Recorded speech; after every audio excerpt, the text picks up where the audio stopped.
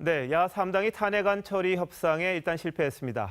탄핵 전선에 혼선이 있다는 이야기도 있는데 지금 보셨습니다만 천정배 국민의당 전 공동대표가 오는 7일까지 대통령의 퇴진 시점을 정해서 국회 본회의에 의결하자고 제안했습니다.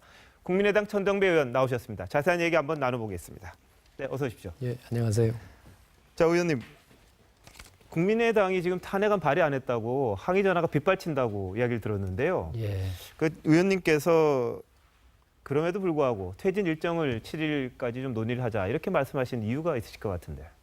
예, 원래 탄핵이 2일 아니면 9일 네, 아닙니까? 그렇죠. 네. 그런데 2일은 벌써 이제 좀 어려워졌습니다. 내일인데 그러면 9일인데 그렇다면 저는 9일 탄핵을 반대하는 게 아닙니다. 네. 뭐 시간을 뭐 미루자는 게 아닙니다. 예. 그러니까 9일까지 탄핵을 뭐 분명히 해야 되는데 그때까지 한 일주일 정도의 시간 동안에 좀 우리 이 정치권과 네. 또 대통령이 수용을 한다면은 뭔가 좀 더 예측 가능한 방식으로 대통령 퇴진도 하고 네. 또 뭐 그다음도 준비해 보자 하는 뜻에서 제가 이번에 6개 항에 제안을 했습니다. 예. 그런데 지금 말씀하신 것 중에 무조건 하야를 해야 한다는 게 지금 민주당의 주장 아닙니까? 무조건 하야는 아니죠. 그러니까 탄핵을 통해서 대통령이 이제 퇴진해야 한다는 거겠죠. 근데 뭐 저는 이제 뭐 그거는 반대하지 않습니다만은 탄핵은 첫째로 그 가결될 것인지, 그러니까 이제 국회에서도 그렇고 헌재에서도 그렇고 그것이 과연 확실히 될 것인지 약간의 그 불확실성이 네. 있고요. 뭐 그러나 저는 되리라고 봅니다. 근데 예. 그보다 더 중요한 것은 일단 탄핵 소추가 돼서 헌재로 넘어가면 헌재가 언제 이 결정을 내릴지 알 수가 없는 상황이 네. 되지 않습니까? 빨리 하면은 뭐 연내로 해볼 수도 있겠고 그렇죠. 또 여러 가지 사정으로 뭐 내년 뭐 6월, 7월로 넘어갈 수도 네. 있어요. 그러면 정치 일정이 우선 예측이 불가능합니다. 언제 대통령 선거를 할지. 그렇죠. 그러면 정치적으로도 혼란이 있을 수 있고 또 여러 뭐 경제나 민생이나 예측이 불가능하면은 상당한 그 혼란이나 불안이 있을 수 있지 네. 않습니까? 그래서 저는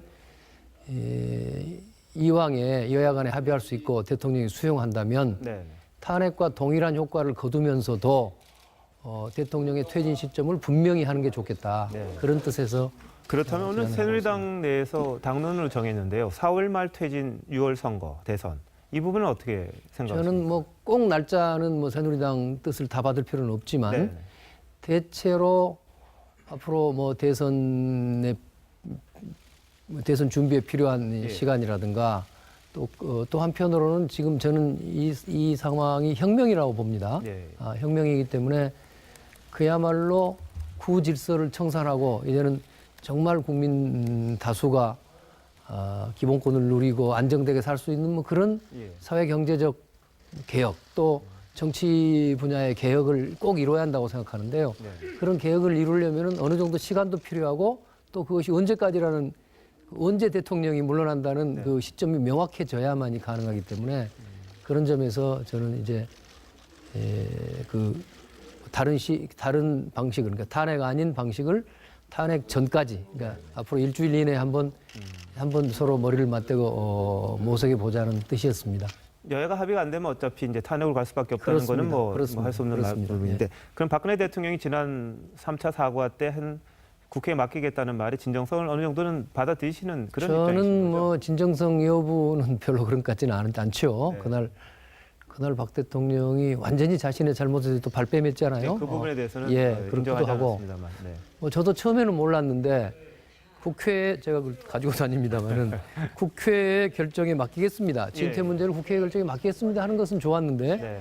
그 다음 문장을 처음에는 저도 몰랐어요. 법 절차 말씀. 일정과 법 절차에 따라 대통령이 물러나겠다 하니까 이게 좀 뭐 개헌이 아니냐 뭐 등등등등 여러 가지 예. 이야기가 돼 있었는데요. 저는 박근혜 대통령이 이번만큼은 확실히 형사 책임을 받아야 한다고 네, 네. 형사 책임까지 져야 한다고 보고 있고요. 개헌도 대통령 임기 단축을 위한 개헌 이런 건 뭐 그건 예. 있을 수 없습니다. 그것을 위해서 이 뭐 개헌을 한다면 무슨 국가가 무슨 뭐 저 박근혜 대통령 한 사람의 뭐 임기를 임기 문제를 해결하기 위해서 개헌을 한다? 네, 네. 그건 말이 안 되는 일입니다. 알겠습니다. 근데 오늘 아까 리포트에도 나왔습니다만 여야 같이 만나셔서 개헌 논의를 좀 하셨는데요. 아닙니다. 지금 개헌 논의는 아니고요. 네, 네. 지금 급박한 상황 아닙니까? 네. 과연 탄핵을 할 것인지 말 것인지 언제 할 것인지 또 이제 저희 입장에서 보면은 오늘 뭐 새누리당에도 비박에 해당하시는 네. 분들 몇 분하고 만났는데요. 오늘은 특별히 언론에서 봐서 그러는데 뭐 부정기적이지만 간혹 서로 네. 만나고 있습니다. 네, 네.